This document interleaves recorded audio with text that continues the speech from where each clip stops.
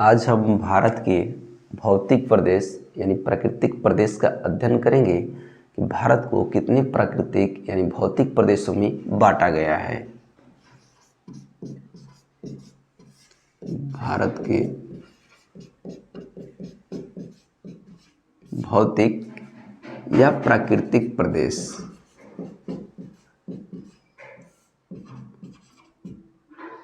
हमारे देश को मुख्य रूप से 4 प्राकृतिक प्रदेशों में बांटा गया है।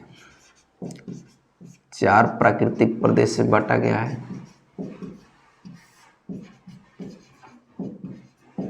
आप प्राकृतिक भी कह सकते हैं और भौतिक भी कह सकते हैं। तो मुख्य रूप से हमारे भारत को 4 प्राकृतिक प्रदेशों में बांटा गया है। तो इसे देखते हैं। पहला हमारा है उत्तर का पर्वतीय क्षेत्र।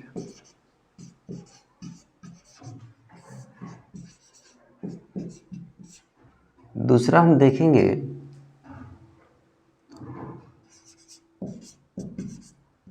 उत्तर भारत का विशाल मैदान।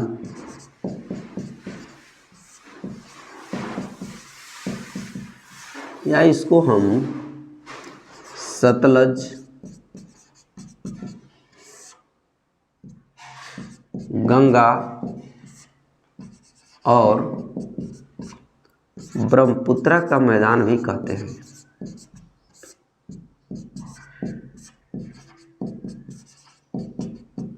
हमारा तीसरा है दक्षिण का प्रायद्वीपीय पठार।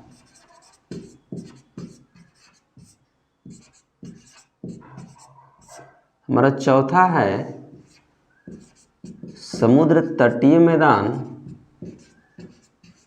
तटीय मैदान एवं द्वीप। तो हम देखेंगे कि हमारे भारत को 4 प्राकृतिक प्रदेशों में बांटा गया है। 4 प्राकृतिक प्रदेशों में बांटा गया है। पहला उत्तर का पर्वतीय क्षेत्र, दूसरा उत्तर भारत का विशाल मैदान या इसको सतलज, गंगा और ब्रह्मपुत्र का मैदान भी कहते हैं। चौथा है दक्षिण का प्रायद्वीपीय पठार और तीसरा है दक्षिण का प्रायद्वीपीय पठार और चौथा है समुद्र तटीय मैदान एवं द्वीप। तो हम इसमें से बारी बारी से एक एक का अध्ययन करेंगे। तो हम इसमें सर्वप्रथम उत्तर का पर्वतीय प्रदेश का अध्ययन करेंगे।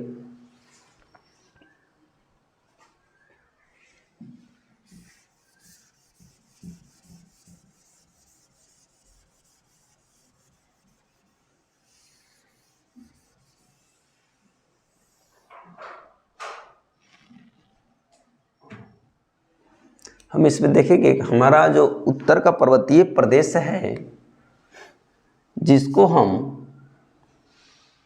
यहाँ पर देखेंगे, उत्तर का जो पर्वतीय क्षेत्र है यहाँ पर उच्च धरातल है, उच्च धरातल, हिमनद हैं, हिम चोटियाँ हैं,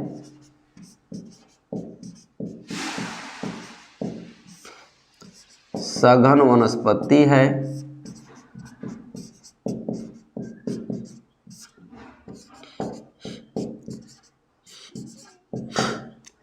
पेचीदा भूगर्भीय संरचना है, भूगर्भीय संरचना है। देखिए जो उत्तर का पर्वतीय क्षेत्र है हमारा, उच्च धरातल है, हिमनद है, हिम चोटियाँ हैं, सघन वनस्पति है, पेचीदा भूगर्भीय संरचना है। ये जो है हमारा उत्तर का पर्वतीय क्षेत्र की बनावट इस तरह की है, इस तरह की संरचना देखने को मिलती है। तो हम देखते हैं सर्वप्रथम उत्तर का पर्वतीय क्षेत्र।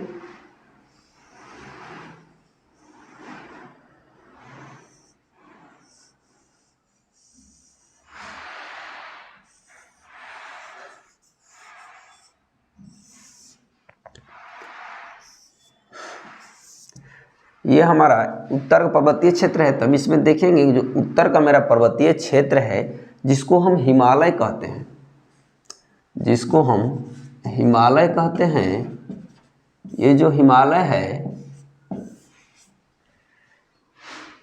जहाँ पर आज ये हिमालय है, यहाँ पर यहीं पर आपका हिमालय है। ये जो हिमालय है इसको हम देखेंगे कि जहाँ पर ये हिमालय है यहाँ पर पहले टेथिस सागर हुआ करता था, टेथिस सागर। और ये मेरा जो इंडो प्लेट है दक्षिण में हुआ करता था, और यहाँ पर यूरेशिया प्लेट हुआ करता था, और इसके बीच में टेथिस नामक एक सागर हुआ करता था। ऐसी स्थिति में उत्तर की ओर इंडो प्लेट खिसकता है धीरे धीरे, और खिसकने के उपरांत यूरेशियन प्लेट से टकराता है, जिसको हम प्लेट विवर्तनिक सिद्धांत कहते हैं। और हमारा जो हिमालय है प्लेट विवर्तनिक सिद्धांत के कारण ही निर्मित हुआ है, और प्लेट विवर्तनिक सिद्धांत जो है वेगनर महोदय ने दिया है। वेगनर महोदय जो हैं प्लेट विवर्तनिक सिद्धांत दिए हैं।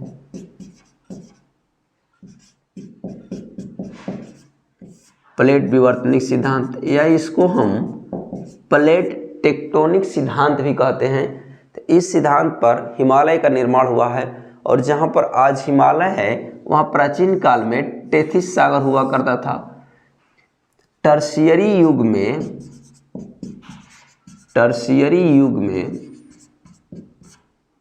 हिमालय का निर्माण हुआ, हिमालय का निर्माण हुआ।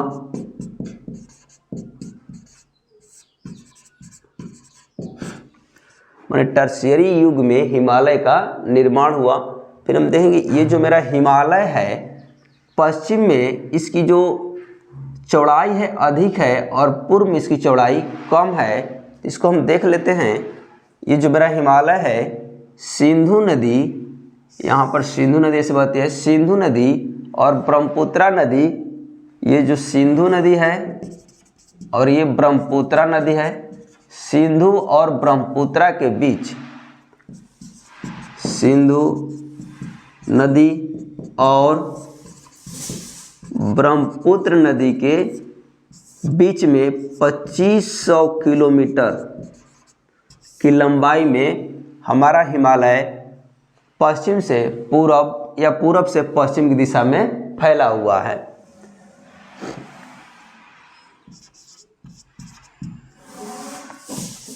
पश्चिम से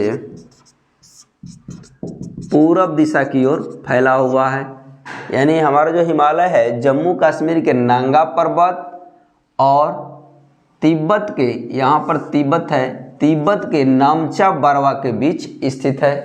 यानी इसका पर्वत के बीच अगर हम पॉइंट लिखें, दो पर्वत कौन कौन हैं, तो एक जम्मू कश्मीर, यानी जम्मू कश्मीर तब रहा नहीं, अब लद्दाख है, नांगा पर्वत, और नांगा पर्वत हमारा लद्दाख में पड़ता है, लद्दाख।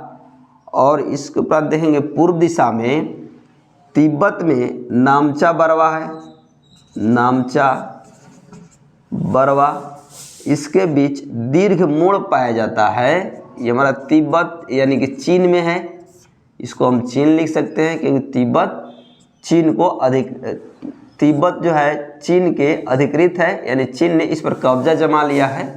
तो ये जो नामचा बरवा और नांगा पर्वत के बीच दीर्घ मोड़ पाए जाते हैं और इन्हीं के बीच हमारा हिमालय स्थित है और इसकी लंबाई 2500 किलोमीटर है। इसकी जो हम देखेंगे चौड़ाई हम देखेंगे तो यहाँ पश्चिम दिशा में इसकी चौड़ाई 400 किलोमीटर हो जाती है और जबकि पूर्व दिशा में इसकी देखेंगे तो 160 किलोमीटर इसकी चौड़ाई रह जाती है। यानी कि जो हमारा हिमालय है पश्चिम की ओर इसकी चौड़ाई अधिक और जैसे जैसे पूर्व की ओर हम जाएंगे इसकी जो चौड़ाई है कम होती जाएगी। फिर हम देखेंगे जब हम पूर्व की ओर देखेंगे तो इसमें जो है चोटियां जो हैं हिमालय की, पूर्व की ओर की चोटियां जो हैं, चोटी ऊंची है, ज़्यादा ऊंची है और पश्चिम की ओर चोटी कम ऊंची है। यानी कि चौड़ाई हिमालय की पूर्व दिशा में कम हो जाती है लेकिन पूर्व दिशा की जो चोटियां हैं हिमालय की ऊंची होती है, जबकि इसकी तुलना किया जाए पश्चिम से तो पश्चिम दिशा की चोटियाँ कम ऊंची होती है, यानी ये भी ऊंची होती है लेकिन इसकी अपेक्षा कम होती है।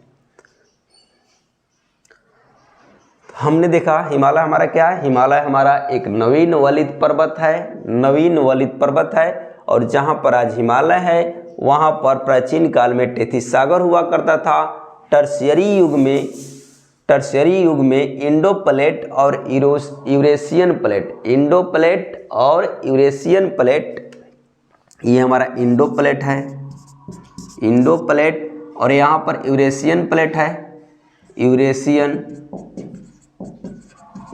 प्लेट, दोनों के बीच टकराव होता है और ऐसे स्थिति में जो टेथिस सागर का मलबा है ऊपर की ओर उठ जाता है। और हमारा जो इंडो प्लेट है यूरेशियन प्लेट से भारी है, इसलिए हमारी जो इंडो प्लेट है यूरेशियन प्लेट के नीचे दबती है और यूरेशियन प्लेट जो है इंडो प्लेट के ऊपर उठती है।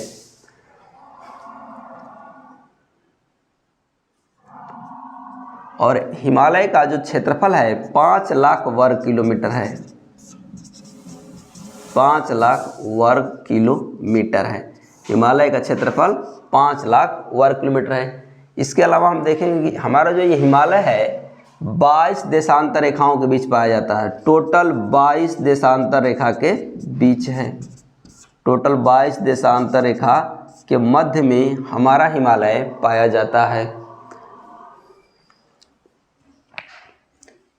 इसके बाद हम देखेंगे एक एक करके हिमालय के प्रकार का अध्ययन करेंगे कि कौन से हिमालय भी 4 प्रकार के हैं, माने हिमालय के जो अंग हैं, श्रेणियां हैं 4 प्रकार की है। हमारा हिमालय पर्वतों का एक समूह है, एक श्रेणी है, इसलिए हम बारी बारी से सबका अध्ययन करेंगे।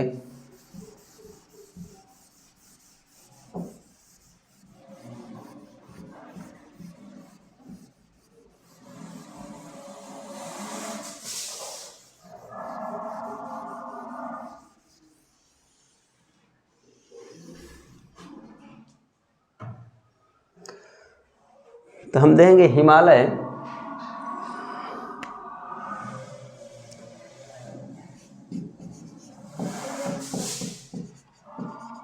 की 4 श्रेणियां मानी जाती है, 4 श्रेणियां मानी जाती है। पहला है ट्रांस हिमालय, या इसको हम हिमालय पार भी बोलते हैं या पार हिमालय।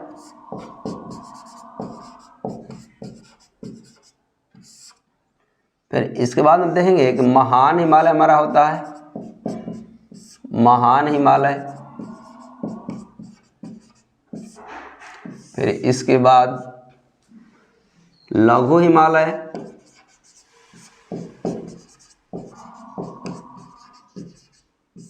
और चौथी जो श्रेणी है उसका नाम है शिवालिक।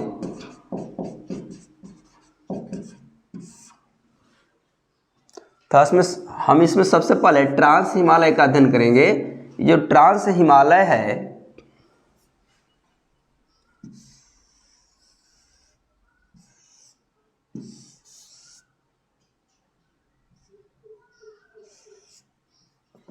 ये जो ट्रांस हिमालय है ये हमारा जम्मू कश्मीर में पड़ता है, इसलिए इसको जम्मू की पहाड़ियाँ भी बोल देते हैं हम लोग। देखते यहाँ पर हमारा ट्रांस हिमालय का हिस्सा काराकोरम पाया जाता है, यहाँ पर जास्कर पाया जाता है, यहाँ पर लद्दाख पाया जाता है। तो हमारे देश में ट्रांस हिमालय का श्रेणी देखेंगे हम तो काराकोरम, लद्दाख और जास्कर पाया जाता है। इसके अलावा जो कैलाश पर्वत है वो भी ट्रांस हिमालय का ही एक हिस्सा है। तो हम देखेंगे ये जो ट्रांस हिमालय है इसको तिब्बती हिमालय बोलते हैं, तिब्बती हिमालय, या इसको टेथिस हिमालय भी बोलते हैं। और देखेंगे ये जो हिमालय है इस हिमालय पर वनस्पतियां नहीं उगती है, वनस्पतियां नहीं उगती हैं,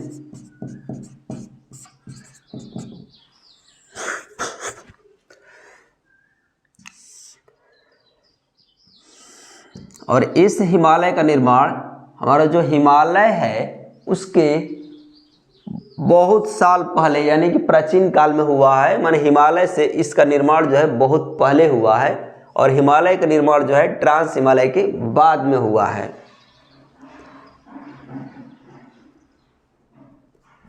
तो हम देखेंगे यहाँ पर हमारे देश की 3 पर्वत श्रेणियां मुख्य रूप से पाई जाती है, काराकोरम, लद्दाख और जास्कर। इसको हम लिखेंगे काराकोरम, ये लद्दाख और ये हमारा जास्कर। पीर पंजाल ऐसे यहाँ पर पड़ता है, लेकिन ये ट्रांस हिमालय का भाग नहीं है। अगर आपको उत्तर से दक्षिण की ओर पर्वत श्रेणियां करने का आएगा तो काराकोरम पर लिखिएगा, उसके बाद लद्दाख लिखेंगे, तब जास्कर, तब पीर पंजाल। काराकोरम, लद्दाख, जास्कर और पीर पंजाल। हालांकि पीर पंजाल ट्रांस हिमालय का हिस्सा नहीं है, इसलिए हम यहाँ पर इसको मिटा दे रहे हैं। वनस्पतियाँ नहीं उगती है, यहाँ पर ध्यान रखेंगे। देखेंगे कि ये जो हिमालय है, हिमालय में अनेक हिमनद पाए जाते हैं। जैसे काराकोरम पर्वत श्रेणी में हम देखेंगे कि सियाचिन ग्लेशियर,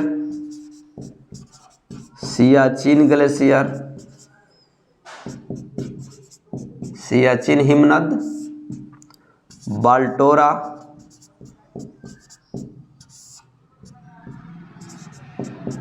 बैफे,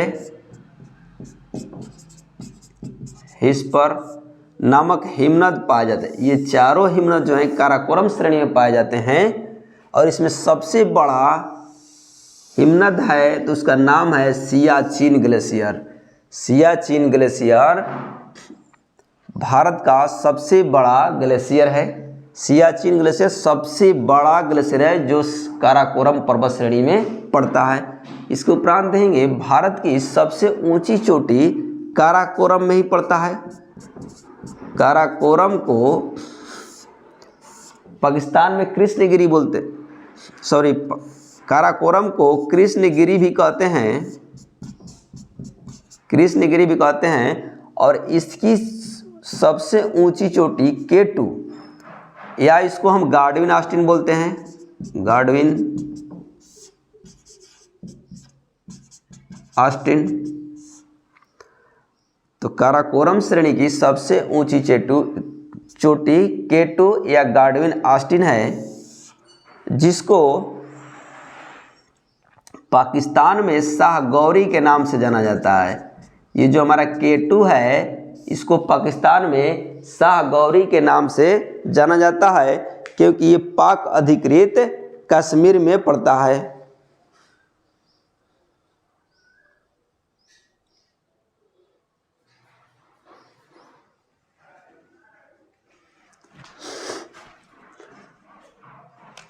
और इसकी ऊंचाई हम देखेंगे तो 8611 मीटर है, यानी कि भारत की सबसे ऊंची चोटी K2 गार्डविन ऑस्टिन है।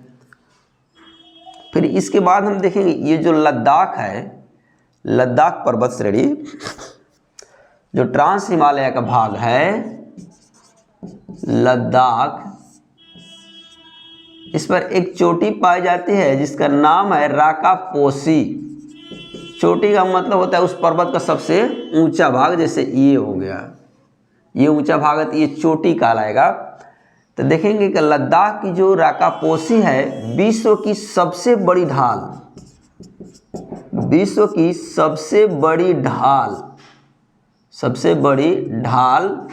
वाली चोटी है। विश्व की सबसे बड़ी ढाल वाली चोटी का नाम है राकापोसी, जो लद्दाख पर्वत श्रेणी का एक हिस्सा है। फिर इसको उपरांत हम देखेंगे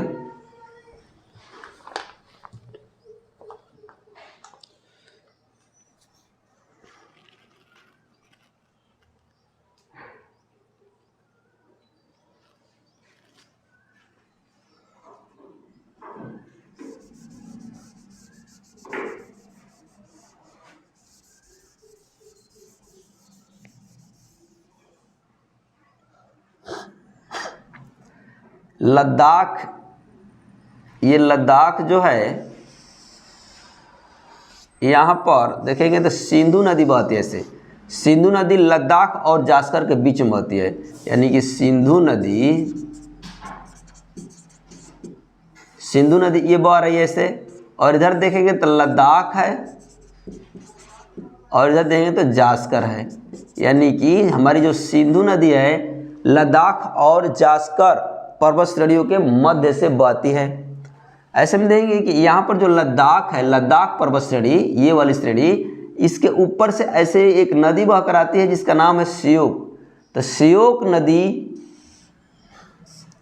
ये सिंधु नदी से बह के आ रही है और इधर से श्योक नदी आ रही है। श्योक, ये जो श्योक नदी और सिंधु नदी के बीच जो ये लद्दाख है, जल विभाजक का कार्य करता है।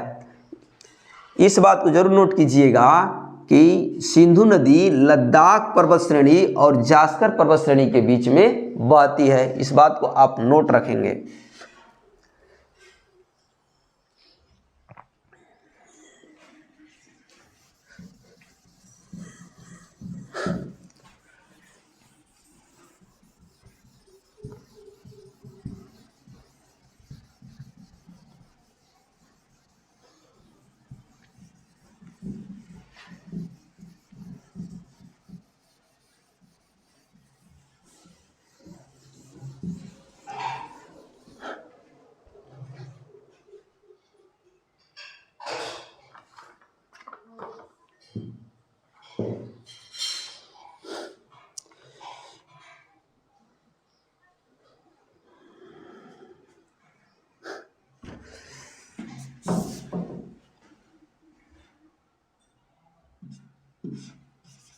काराकोरम पर्वत श्रेणी को, काराकोरम पर्वत श्रेणी जो ट्रांस हिमालय का भाग है, इसको ऊंच एशिया का मेरुदंड भी कहा जाता है। मेरुदंड, ऊंच एशिया का मेरुदंड काराकोरम पर्वत श्रेणी को कहा जाता है।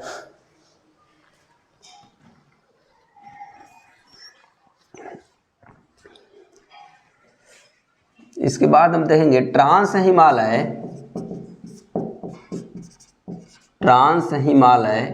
और महान हिमालय के बीच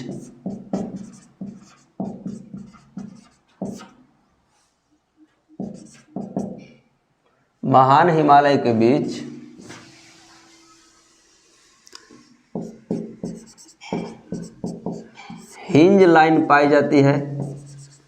हिंज लाइन या इसको सच्चर लाइन भी बोलते हैं। सच्चर जोन पाया जाता है, यानी कि जो ट्रांस हिमालय है महान हिमालय से हिंज लाइन या सच्चर जोन से अलग होता है। और देखेंगे जो कश्मीर है, जम्मू कश्मीर, तो कश्मीर में देखेंगे हम कि एक मिट्टी पाई जाती है। कश्मीर में एक मिट्टी पाई जिसका नाम है करेवा। ये चिकनी मिट्टी होती है और इसका जो निर्माण है हिमोड से होता है। इसे जलोढ़ का निर्माण नदी के पानी से होता है, तो इसका हिम के पानी से होता है, करेवा चिकनी मिट्टी का। और इस करेवा चिकनी मिट्टी में जफरान की बहुत अच्छी खेती होती है। जफरान की बहुत अच्छी खेती करेवा मिट्टी में होती है, जो चिकनी मिट्टी होती है। और एक ये जो मिट्टी है हिमोड़ मिट्टी है। इसको उपरांत हम देखेंगे महान हिमालय।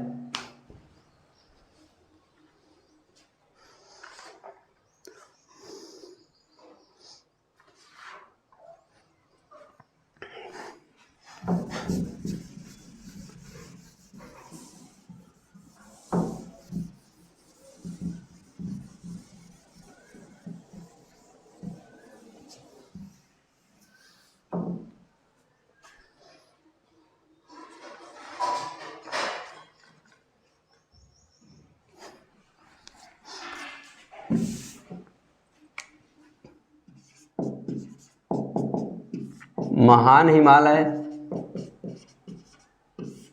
या इसको हम हिमाद्री बोलते हैं। हिमाद्री, या इसको हम सर्वोच्च हिमालय कहते हैं, सर्वोच्च हिमालय, या इसको हम बृहद हिमालय भी कहते हैं, बृहद हिमालय, बृहद हिमालय, या इसको ग्रेट हिमालय ही बोलते हैं, ग्रेट हिमालय। इस हिमालय के बारे में हम अध्ययन करेंगे। ये जो हिमालय है 2500 किलोमीटर की लंबाई में है, 2500 किलोमीटर की लंबाई में है। और देखेंगे ये जो है महान हिमालय, इसकी औसत ऊंचाई, इसकी औसत ऊंचाई की बात की जाए तो 6000 मीटर है। किसी किताब में 6100 मीटर भी दिया हुआ है, तो ध्यान रखेंगे। और देखेंगे विश्व की जितनी भी सर्वोच्च चोटियां हैं सब महान हिमालय में ही पाए जाते हैं। यानी विश्व की जो महान चोटियां हैं, ऊंची चोटियां हैं, महान हिमालय में ही पाई जाती है।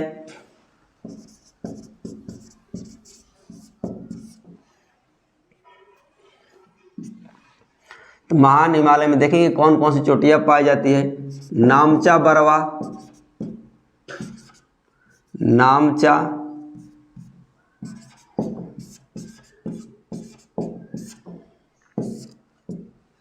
कंचनजंगा,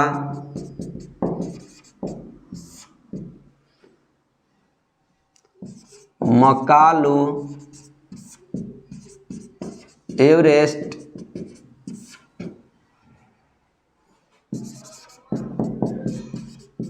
धौलागिरी, नंदा देवी, नंगा पर्वत, ये जो है इसकी सर्वोच्च चोटियां हैं। तो हम देखेंगे कि इसमें भारत में कौन पाई जाती है, और तिब्बत यानी चीन में कौन पाई जाती है, और नेपाल में कौन पाई जाती है। तो इसमें देख लेंगे, पहले ऐसे लिख लेंगे हम, नेपाल, नेपाल की सर्वोच्च, नेपाल में देखेंगे कौन कौन सी चोटी पाई जाती है। तो नेपाल में हम देखेंगे कि माउंट एवरेस्ट, माउंट एवरेस्ट जो है नेपाल में ही पाया जाता है। और माउंट एवरेस्ट को, माउंट एवरेस्ट जो नाम है, हमारे देश के महासर्वेक्षक थे, भारत के महासर्वेक्षक, जिनका नाम था सर जॉर्ज एवरेस्ट, उन्हीं के नाम पर हिमालय की सर्वोच्च चोटी का नाम माउंट एवरेस्ट पड़ा। इसके पूर्व में हम देखेंगे कि इसको नेपाल में सागरमाथा कहते थे। माउंट एवरेस्ट को माउंट एवरेस्ट को नेपाल में सागरमाथा कहा जाता है, जबकि तिब्बत में इसे चोमोलुंगमा, चोमोलुंगमा, लुंगमा कहा जाता है। यानी तिब्बत में इसको चोमोलुंगमा कहा जाता है। चोमोलुंगमा का अर्थ है पर्वतों की रानी, पर्वतों की रानी। देखेंगे यहाँ पर कौन कौन से पाए जाएंगे नेपाल में। तो अन्नपूर्णा देखेंगे हम कि यहीं पर पाई जाएगी अन्नपूर्णा, या नोट कर लेंगे। माउंट एवरेस्ट की ऊंचाई 8848 मीटर है, जो विश्व की सबसे ऊंची चोटी है। क्या है?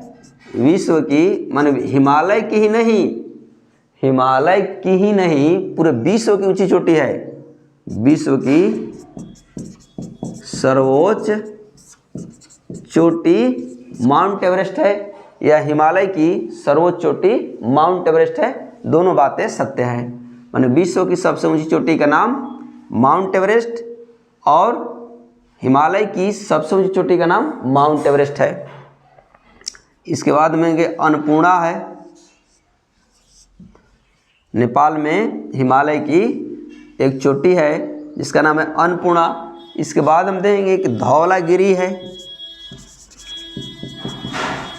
धौलागिरी, और इसके बाद हम देखेंगे कि मकालू,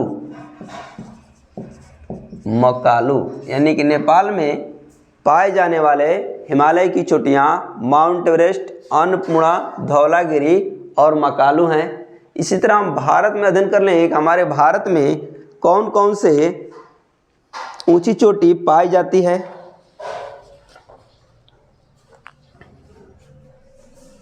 तो भारत में हम देखेंगे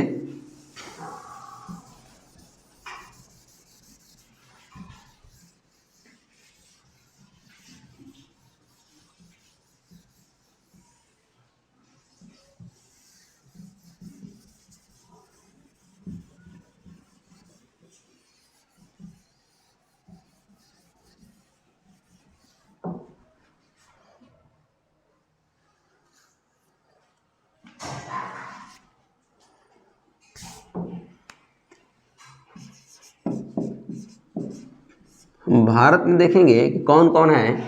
तो भारत में कंचनजंगा, कंचनजंगा जिसकी ऊंचाई 8,598 मीटर है और ये भारत में हिमालय की सबसे ऊंची चोटी है। यानी कि भारत में हिमालय की सबसे ऊंची चोटी, ऊंची चोटी कंचनजंगा है।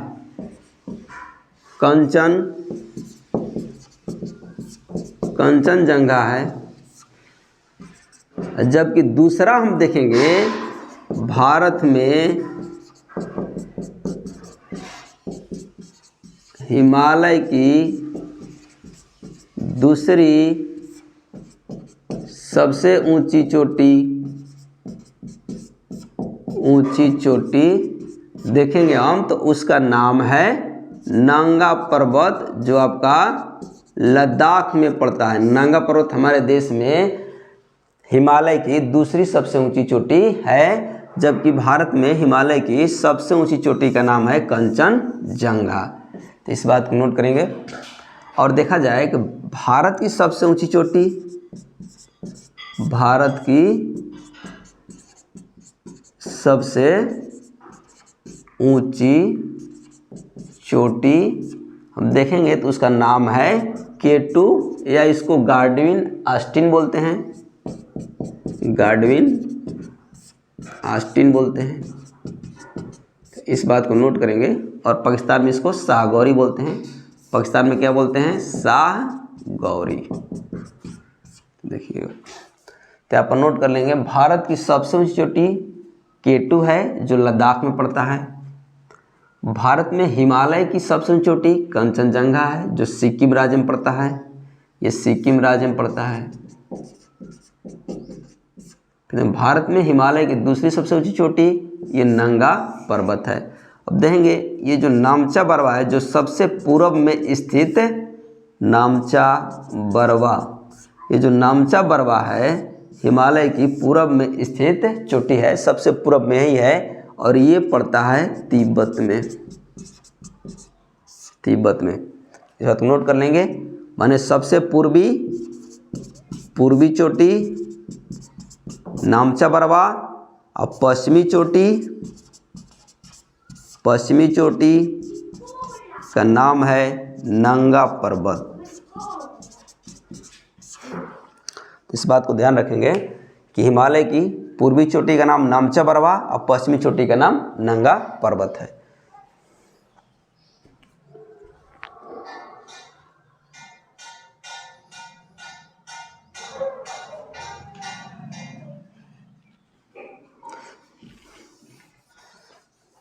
फिर इसके बाद हम थोड़ा सा देख लेंगे, हिमालय का कुछ पॉइंट छूट गया था, देखेंगे आप, इसको मिटा देते हैं।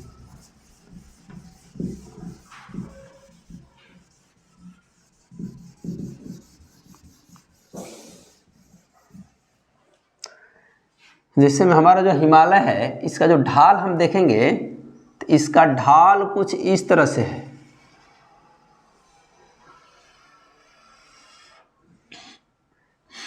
ये हमारा दक्षिण दिशा में है, माने भारत तरफ ढाल इस तरह का है, और तिब्बत तरफ यानी कि उत्तर दिशा में हिमालय का ढाल इस तरह से है। यानी कि भारत की तरफ ढाल इस तरह की है, तो इसको बोलेंगे हम उत्तल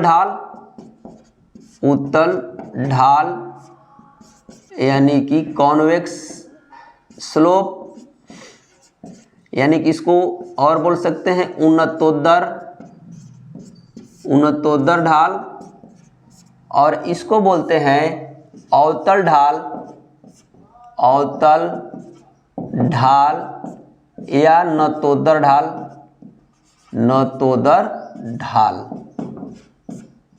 या इसको कॉनकेव स्लोप के नाम से जानते हैं।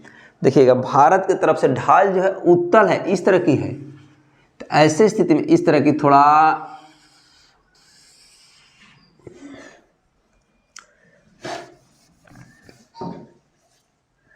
भारत की तरफ ढाल इसका इस तरह की है, माने खड़ी ढाल है, तो इधर से चढ़ने में मुश्किल होती है और तिब्बत तरफ से चढ़ने में हिमालय पर आसानी पड़ती है। तो इस तरह की ढाल है, इसको उत्तल ढाल या कॉन्वेक्स स्लोप या उन्नतोत्तर ढाल बोलते हैं। या इसको जो उत्तर दिशा में, दक्षिण दिशा में भारत की तरफ हिमालय की जो ढाल है इस तरह की है, और तिब्बत की तरफ ढाल जो है अवतल ढाल है, नतोदर ढाल है, कॉनकेव स्लोप है, यानी कि स्लोप है। तो इसको हम देखेंगे कि ये जो है इधर से आसान होती है चढ़ने में हिमालय पर, और इधर से मुश्किल होती है। फिर देखेंगे जो पूर्ववर्ती नदियां हैं, भारत की पूर्ववर्ती नदियां उसे कहते हैं कि जिनका निर्माण जो है, जिनका जन्म हिमालय से पूर्व हुआ हो, उसे हम पूर्ववर्ती नदियां बोलते हैं। और ये नदियां हिमालय से पूर्व जन्म ली हैं, पूर्व बहती थी, और हिमालय जो उनके मार्ग में आया, मार्ग पड़ा, उसको काट कर आज भी बह रही है, इससे इनको पूर्ववर्ती नदियां बोलते हैं। तो पूर्ववर्ती नदी देख लिया जाए, जैसे सिंधु, सतलज, ब्रह्मपुत्रा, ये जो नदियां हैं पूर्ववर्ती नदी हैं और ट्रांस हिमालय से ही निकलती हैं, और इसको पूर्ववर्ती नदी बोलते हैं। तो आप समझ होंगे पूर्ववर्ती नदी किसे कहते हैं, माने वैसी नदी जो हिमालय से पूर्व से बह रही थी, जो हिमालय बना है टर्शियरी युग में, उसके पहले से बह रही थी, लेकिन धीरे धीरे जब हिमालय वहाँ पर उठा तो हिमालय को काटते हुए वो बहना शुरू कर दी, यानी कि अपने मार्ग को परिवर्तित नहीं किया। तो ऐसी नदियों को हम पूर्ववर्ती नदियों के नाम से जानते हैं, और ये पूर्ववर्ती नदियाँ ट्रांस हिमालय से निकलती है। सिंधु, सतलज, ब्रह्मपुत्रा, ये हमारे देश की पूर्ववर्ती नदियाँ हैं। जय हिंद।